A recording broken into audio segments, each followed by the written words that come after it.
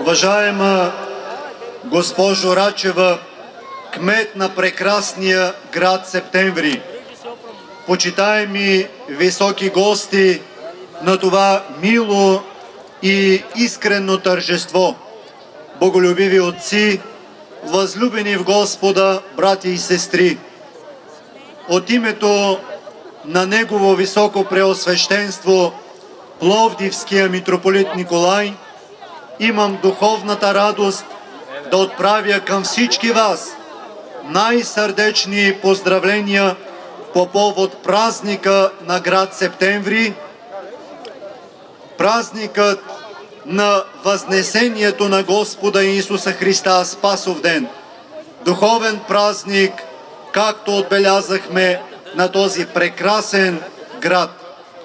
Днешният ден ни събира заедно, всички събрани тук, не просто около един празник, а около онова, което ни прави общност, уважението помежду ни, грижата един за друг и надеждата за по-добро бъдеще.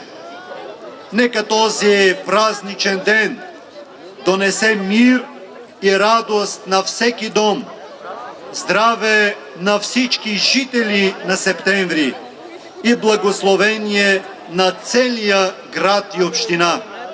Нека има повече човечност, повече добро и повече взаимна подкрепа между хората, защото именно това прави едно общество силно, прави го достойно.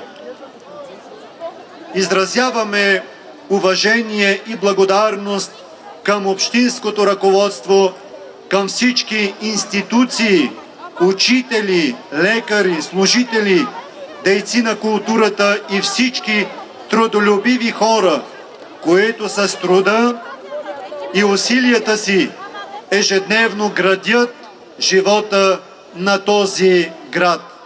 Нека Господ, който се възнесе, дарува мъдрост и сила на кмета на общината и на всички, които носят отговорност за развитието и добруването на общината.